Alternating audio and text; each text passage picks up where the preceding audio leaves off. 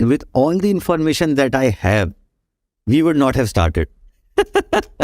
The reason is that there were so well-funded players in the industry at that point of time that thinking that we will be able to beat them just because our value proposition is different seems crazy.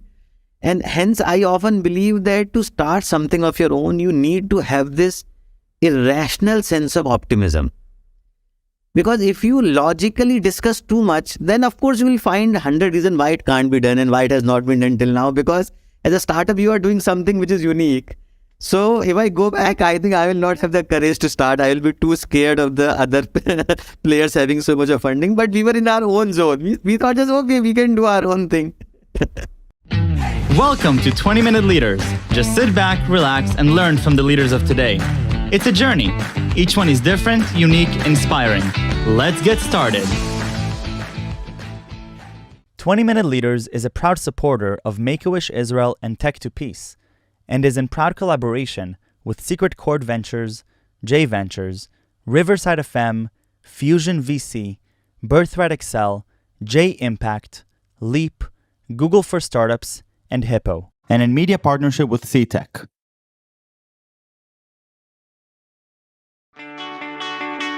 Amit Agarwal, welcome to 20-Minute Leaders. Thank you so much for being here. How are you?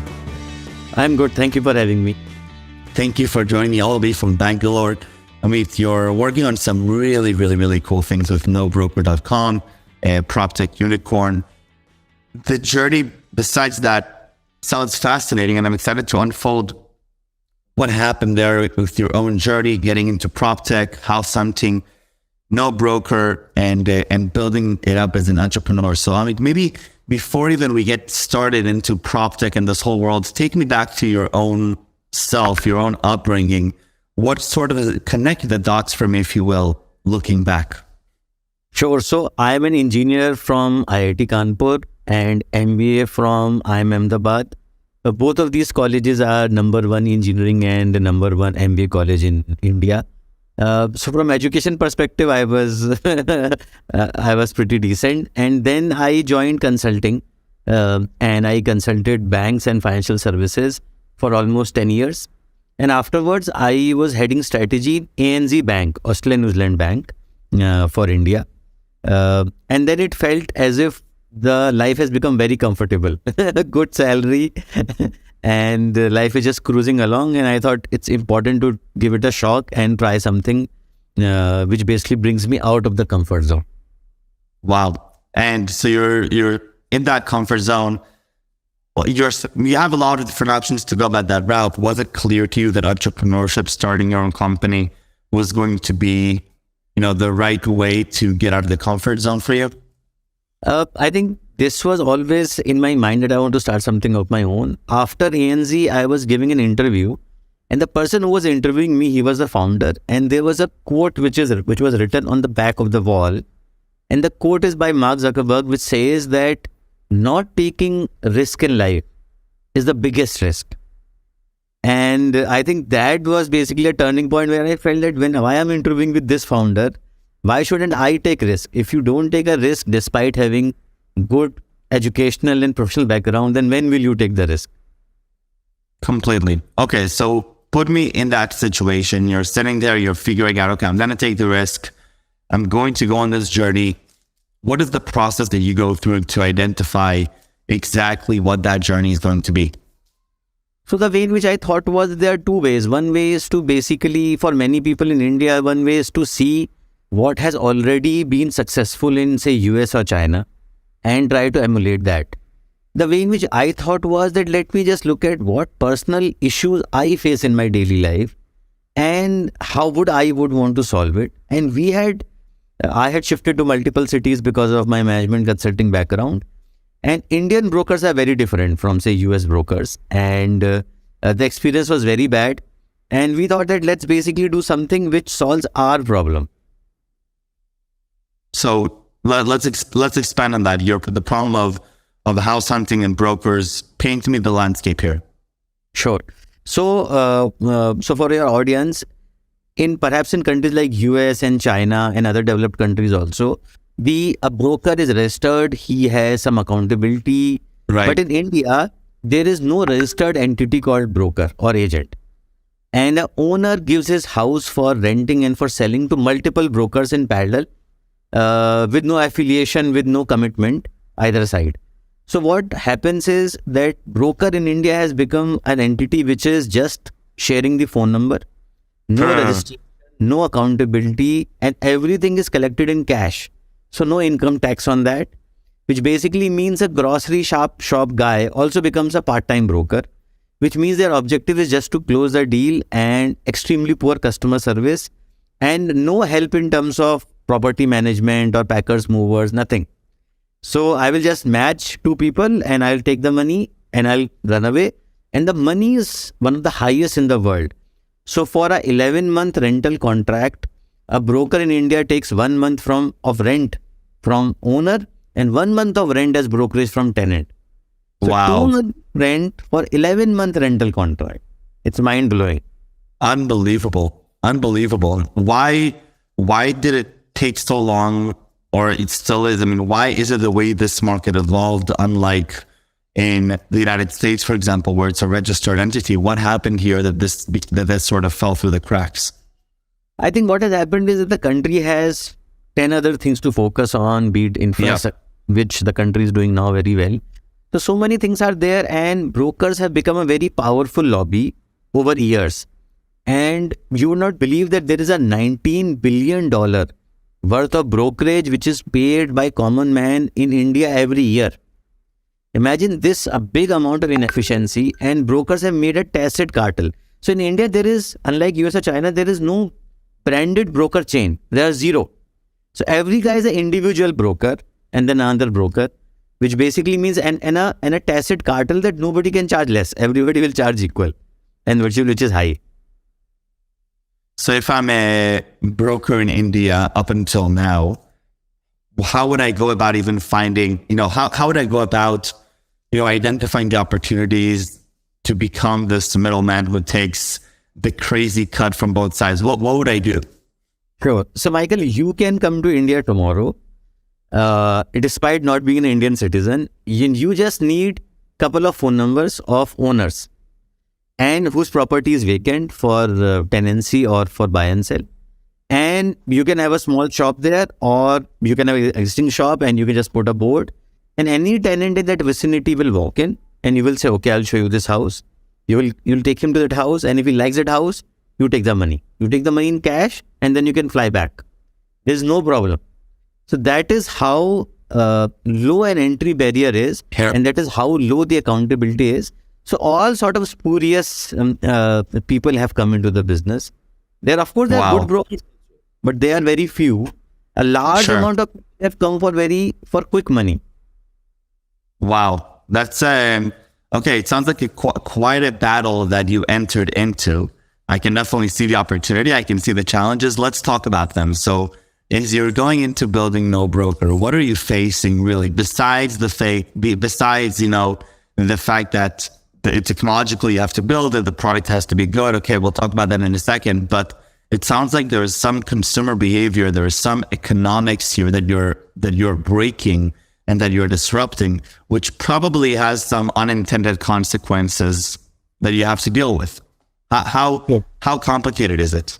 So what basically happened was that we, when we started, we said that we will solve it with the help of technology, which basically, makes sense. And then what started happening was that once we built the platform, once we started connecting the owners and tenants directly with each other without any broker. So we used a algo through which we banned the brokers on the platform. And one fine day, when we were very small, we saw a group of 60, 70 brokers outside our office.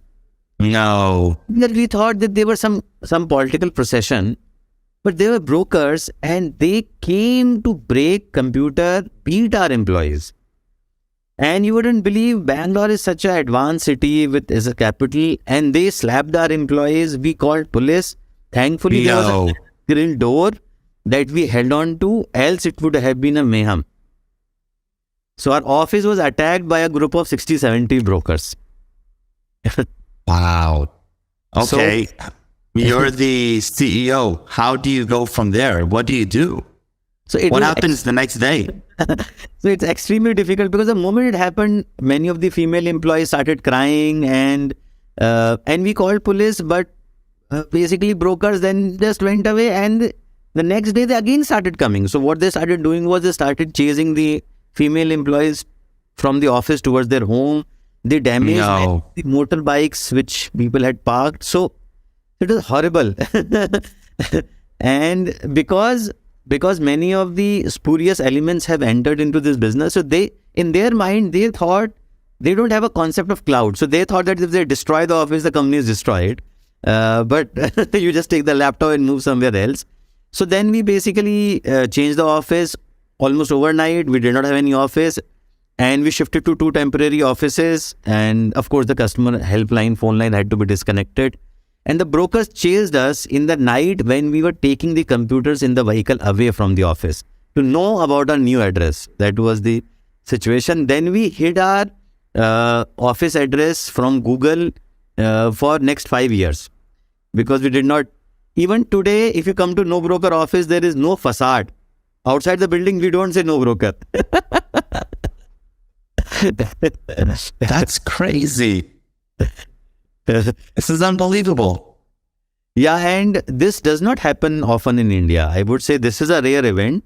But this also basically shows that, so our investors told us that perhaps you are doing something disruptive, which is why the erstwhile players are basically upset. So this is a good sign as per them. I said this might be a good sign, but this is hugely inconvenient and hugely problematic for us. But the team became very stronger, Michael. This is surprising that after an external event like this, as our team disintegrating, team became very strong because it felt that we are not just doing a job, we are fighting for a cause. Suddenly, it basically transformed into that. It really it sounds like it transformed into a mission.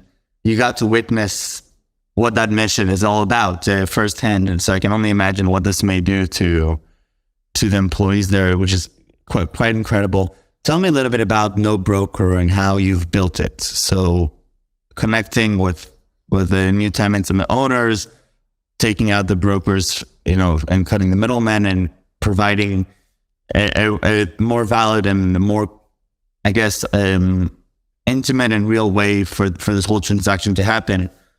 What was the thesis going into NoBroker's platform, and how does it look like? So what happens is that now, if you come on NoBroker platform, as an owner, you can post your property for free.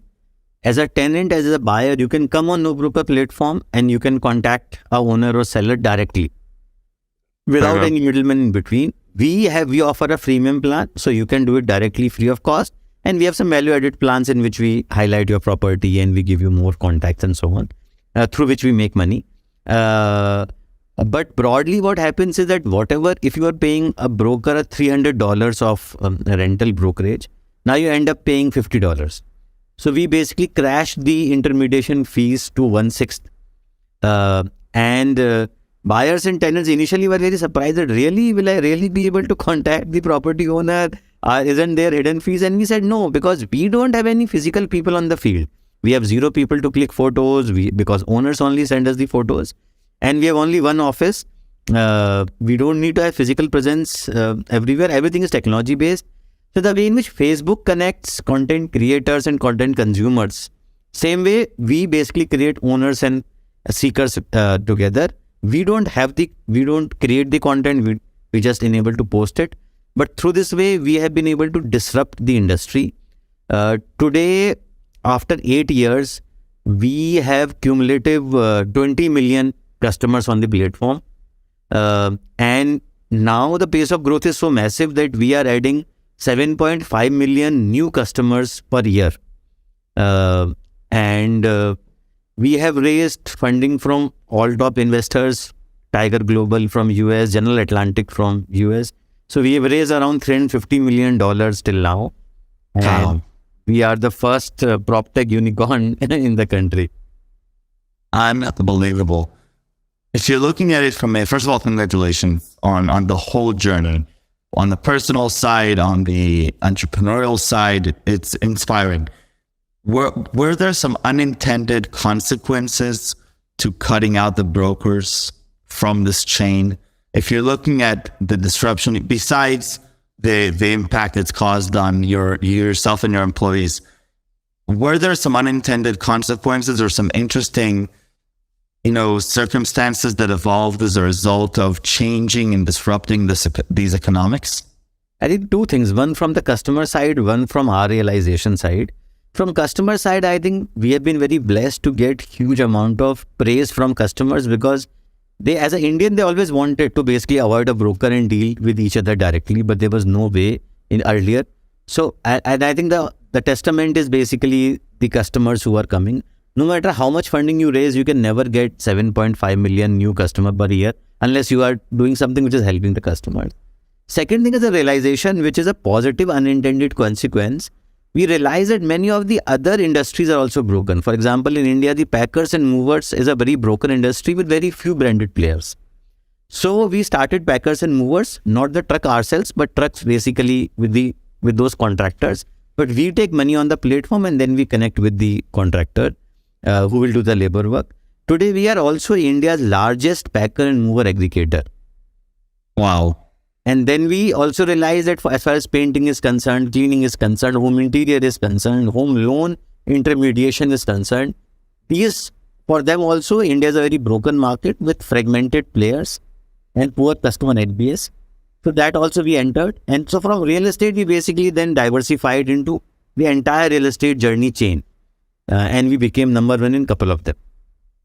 That's incredible. So if you had to estimate how many people in India had the benefit of using NoBroker to get something done, to accomplish some partnership or some transaction without the hassle and the extra costs of a middleman. Do you have a number like that in mind? So till now, 20 million people have registered on NoBroker, and our estimate, so all of them have either posted a property or have spoken to a owner and tenant. So all of these 20 million people have benefited in some way or another. Many of them have used our services multiple times over the past 8 years. And now they keep on using us for painting, for cleaning, for home loan, and so on and so forth. Do you have a mechanism for closing the feedback loop so that things can become more personal and more curated, or you can learn about consumer behavior, what works and what doesn't work? Yeah, so this is a very good question, Michael. So, for example, in US, I think the data is extremely updated. So what I'm told is that in US, if a deal happens on a particular street within California in this city, this data is available. But in India, it is not available. So in India, this data is opaque and the government doesn't publish this data. So we are the only platform in the country, because we don't take the transaction away. The broker takes the transaction away. So we are the only platform who has this data. So now we publish this data. We publish the price trends. So I think this was something which was not available before, but because we are doing the transaction, because we are the only, so today we are not the largest real estate platform in the country, but we are the largest customer to customer platform in the world. So there's no other platform in the world. There are, for example, Zillow and Trulia, they are B2C, broker to customer, but we are the only, and similarly Rightmove and Prime Location say in UK, but we are the only customer-to-customer platform in the entire world who is so large. Great. That's pretty great.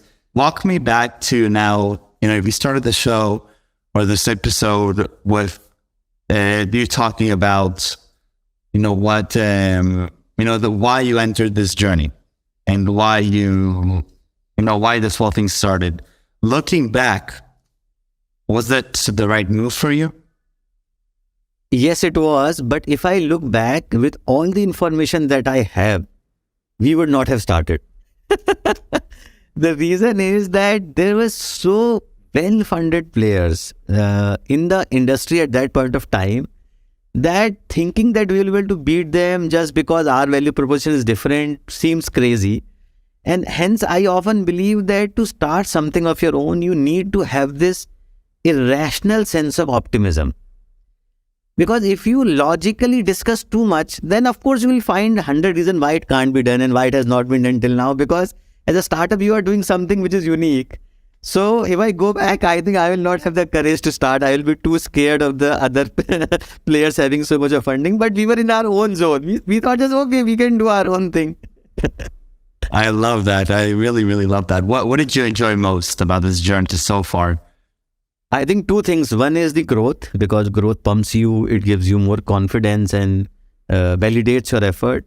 And second thing is working with the team. So I think every day when I come to office, I am very blessed to have an amazing team. We have now close to 4,000 people on the payroll, and out of which the top 100 people who run this company, they are extremely talented, best pedigree, very passionate, and having like 100 co-founders. So coming to office daily, talking to them, now it's a reverse motivation. It's them who basically inspire me. So that is the most interesting part.